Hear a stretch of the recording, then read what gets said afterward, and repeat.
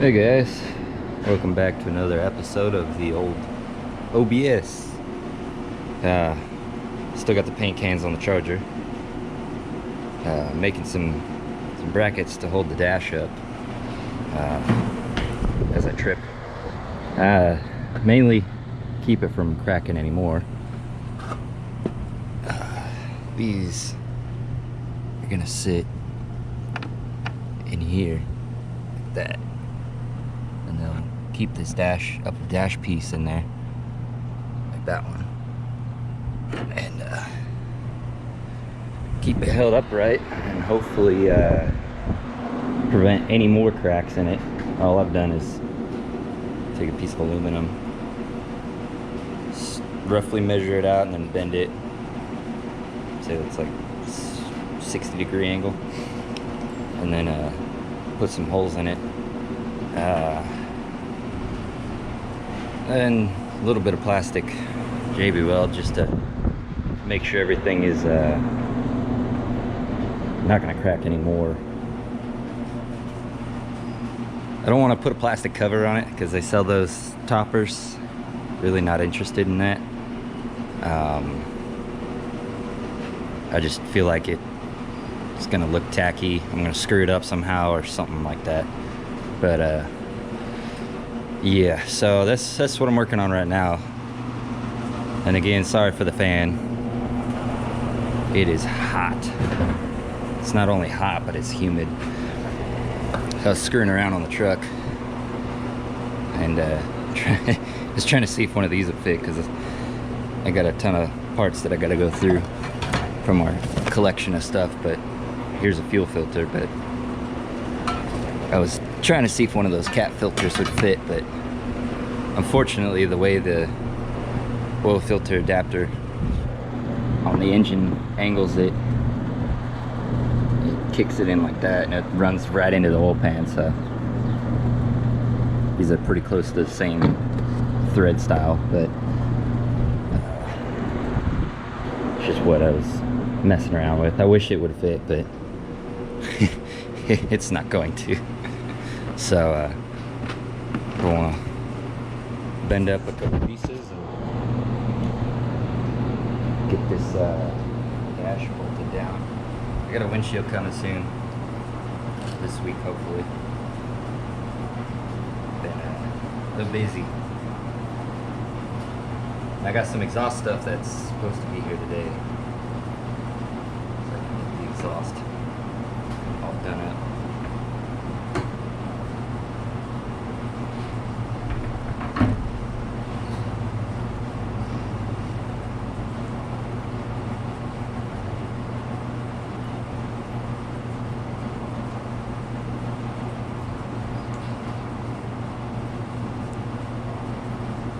Just I gotta make this hole, I gotta shorten this down a little bit for one of them. So I'm just gonna use this as a quick mark, just to mark where it was. Scoot it back just a hair. This is proper machining right here.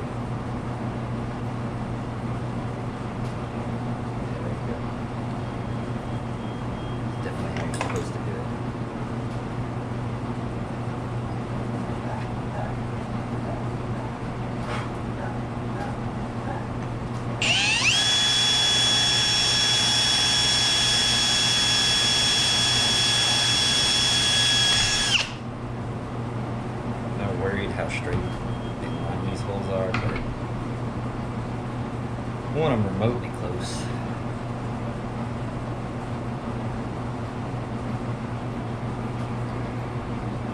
This one's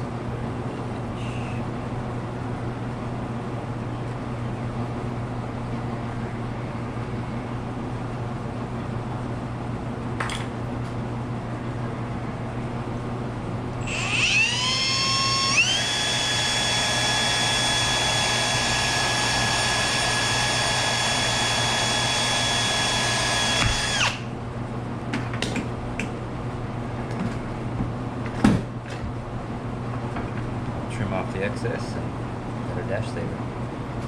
But I'm gonna go cool down because it's stupid hot. So I'll be back in a bit. Alright. So finished the brackets. This one's more of a hook because the push pin area was just gone. But as you can see, it doesn't flex around anymore, so good there.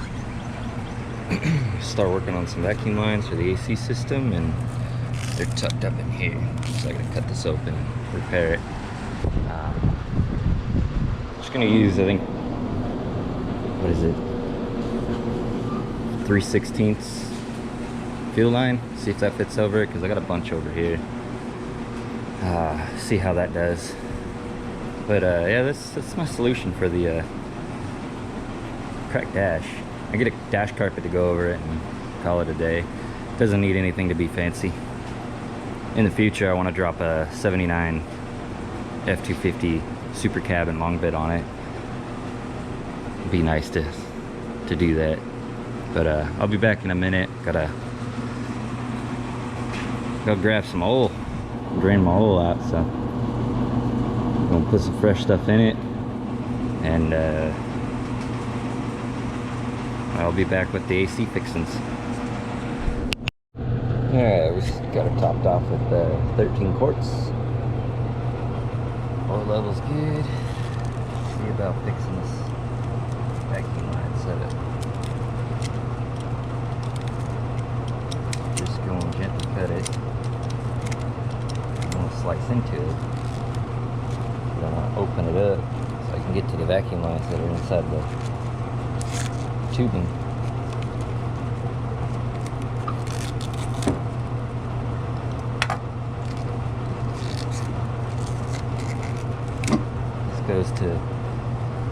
This is the same for most of your 90s OBS trucks. You'll have a vacuum manifold. You have vacuum going inside the cab.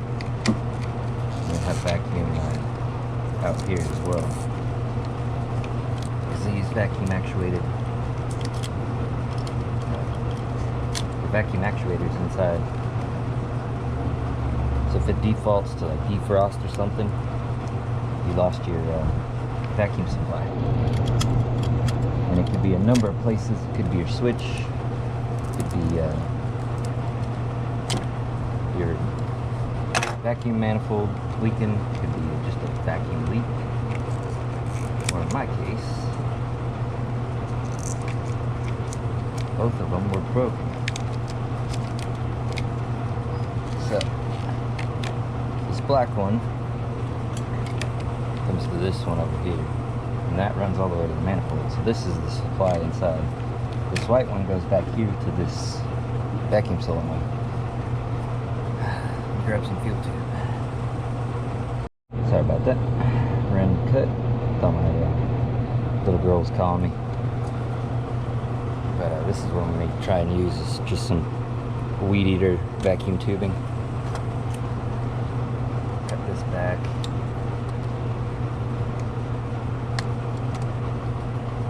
This end is all shriveled out.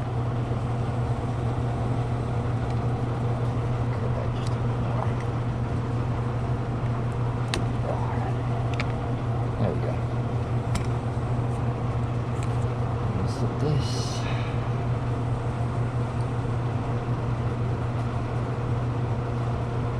Slip it over the top.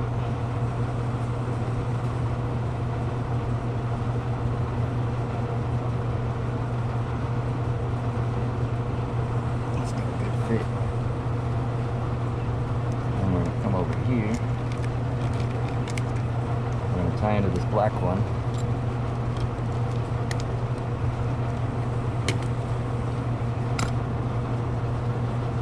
I don't know if this tubing's going to work. I don't know if it's going to be able to hold the vacuum without collapsing, but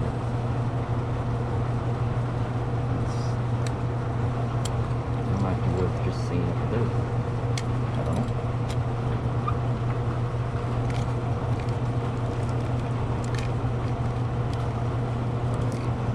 Right here. Sorry if my hand's in the way.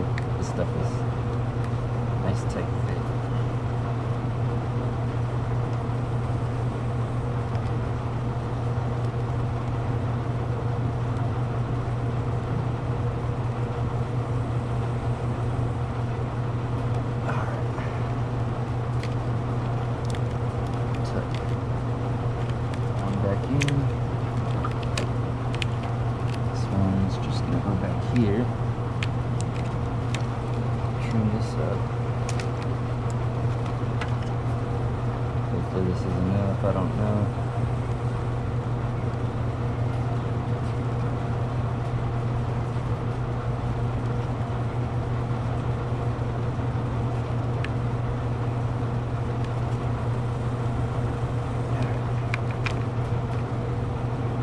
It's gonna go onto this vacuum canister, or the vacuum actuator back here, which is my blend door, I believe. It's either blend door or the recirculation door.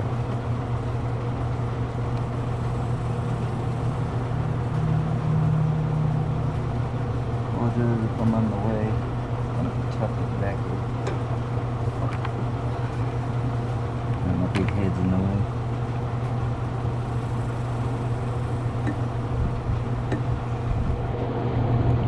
I'm gonna try and get a video up once a week.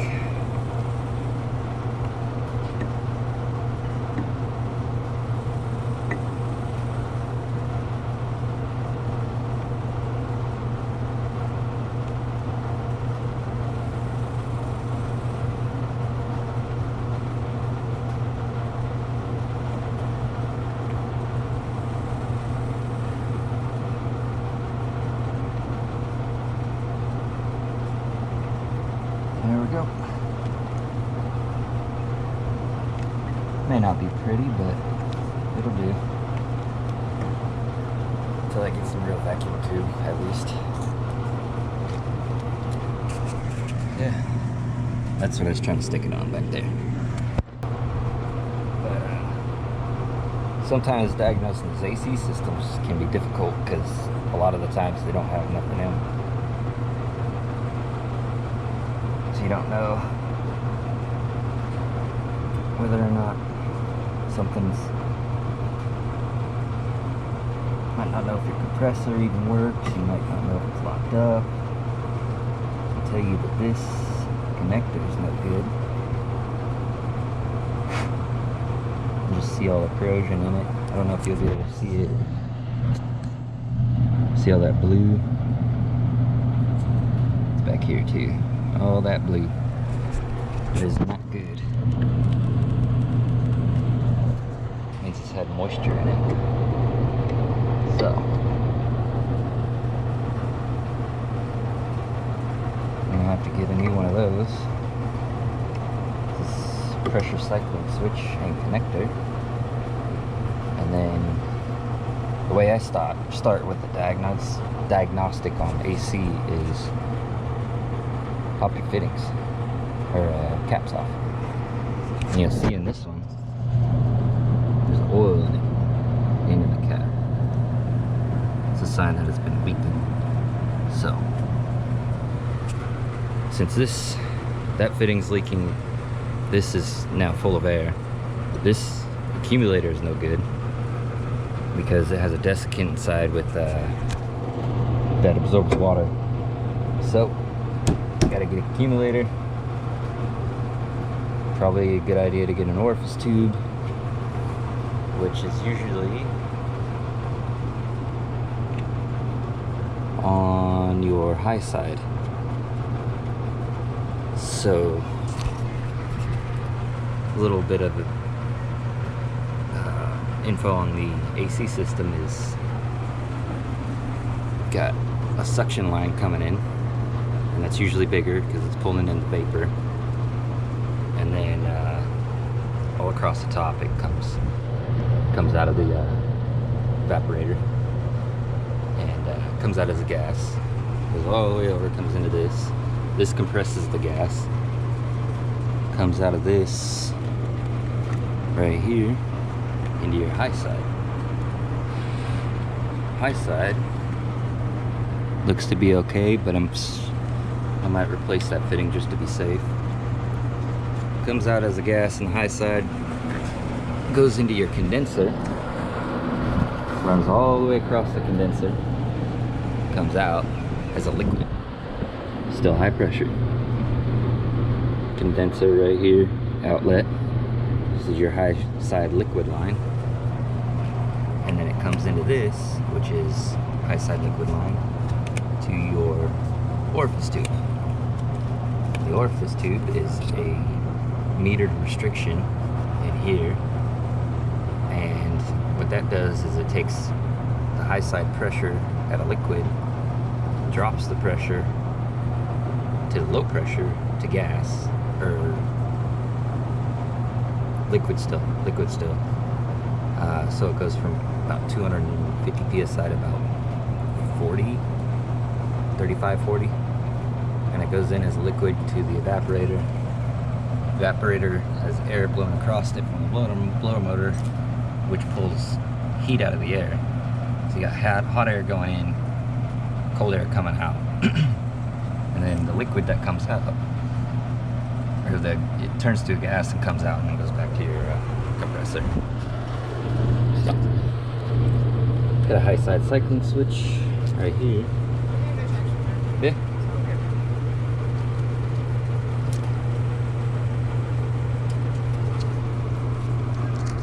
Check the connectors in that. Looks okay. And then you come to your compressor.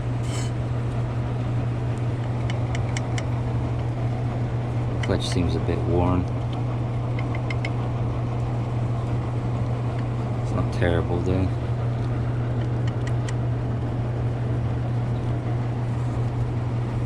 The clutch has a magnet on it.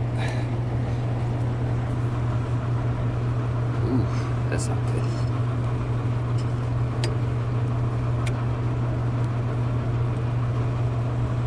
It's got a hard spot in it.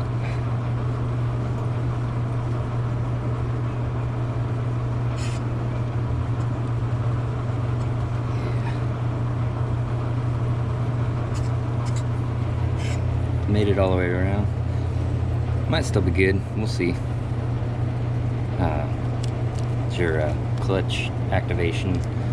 This is part of the clutch activation. That is part of the clutch activation. So if you have one of those going bad, it won't cycle your compressor properly.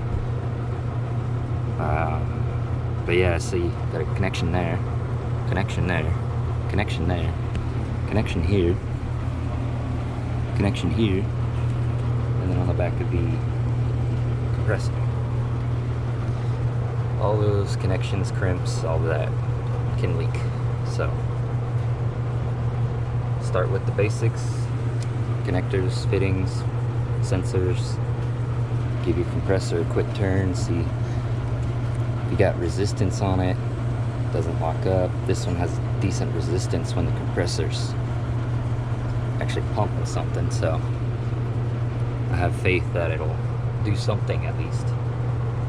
But yeah, if you got a leak, just look for oil. It's the biggest giveaway for your AC system. You see that line? It's got a wear spot in it. Might have to get a new one, but we'll see. Hopefully it's not worn all the way through. Usually they're about 1/16 to an 1/8 inch thick, so hopefully that's not gonna be a problem. But yeah, I might put some Free on it just to test it, but we'll see. See how I feel. See if this is a Schrader valve. No, it is not. So, can either replace the fitting or the accumulator. Chances are that accumulator is full of moisture. So, when they get moisture in them, it doesn't work as well. So, definitely replace your accumulator, especially if you had the system open for a while, because the humidity gets in there and the desiccant absorbs the humidity out of it and causes all sorts of problems. So it's a little bit of AC knowledge. I'm gonna figure out something to do next, and I'll be back. Hey, I'm back. So got the downpipe in. I'm gonna show you guys what a treat. So this is my welder, because my MIG's at the other house. There is some stick welded exhaust. Using this bad boy right here, 6013. Weld you anything. Now, is it a good weld? I don't know, but it sticks. Chip and hammer. Oh yeah, got more holes than a fishing net, but we're good. Yeah, that's that's the exhaust right now. But go check out the downpipe situation. Oh. So this is for, oh man, it's dark. Well, where my hand is the downpipe. And I didn't realize it was gonna be that dark. But anyway, there's an EGT sensor already in it. Got it from Jegs for like 89 bucks, I think. So if you have one of these factory setups, look up the part number real quick. It is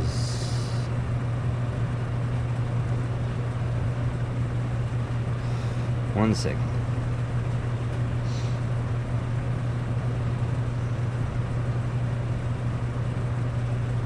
It is a 52103. Right there. Still missing my clamp. That one is lost, I guess. So we'll see it when we see it. But yeah, this downpipe already has the EGT probe bung in it, so it saves me some effort because I don't have to weld that in with the stick welder. Because, you know, quality. But earlier in the video I showed you all these. It's another day because I didn't have my exhaust parts. But yeah, we're doing pretty good. I did check the controls inside, and this does work. It did fix it. So now we have function. And like I was saying in the other video, or the beginning of the video, sorry, the AC system's not responding, so I'm gonna have to replace my sensors, connectors for the sensors, because this one's got corrosion in it. I tried to add a can of Freon just to see if I get anything out of it, and there's nothing. So this thing's been full of air for quite some time. We'll see where we go from there, but I'm getting an accumulator, the low side switch, and the high side switch over there. We'll start with that. Oh, and that orifice too. We'll start with that stuff, and then we'll move on to evaporator, condenser, compressor, all the expensive stuff. So, for this little section, it's a 41428 that I cut in half professionally. So, it's like I'd say a 27 to 30 degree angle coming down off the downpipe to go straight. So I just cut it in half and called it good. But this slips onto the downpipe, so we're good there. I will tack it for now. I got some dirt in my eye. The fan blew it in my face. Wear safety glasses. Don't be dumb. Because it's still bugging me. It's annoying. But anyways, I think that's going to be it for tonight because it's starting to rain, and unfortunately I still don't have a windshield, but should have one in a couple days. And then we'll put the bumper on it and go get it registered. And then we can do EGT probe for the gauge. I don't want to do the pillar pod thing because I don't like the look. Figure something out for that. Yeah, we're getting there. I do need to find a bed for it because I've been looking at this bed and she's a bit crooked. I don't know if you can see it. It's like a dent here. Yeah, right there. There's a dent. And it just, oh, yeah, right there. But I don't know if you can see that. She ain't straight no more. So, thought about putting the porta power off of the 5th wheel hitch, pushing this back. Still an idea, but I still got to deal with my couple dents. But I might find a bed for it and drop it on it and call it a day. We'll see how that goes. I'll rock it like it is till I find one. But anyways, guys, like the video, subscribe, share it, do whatever. Thumb down it, negative comments, I don't care, just something. But take it easy, guys. I'll see you in the next one. Hopefully we'll be driving it.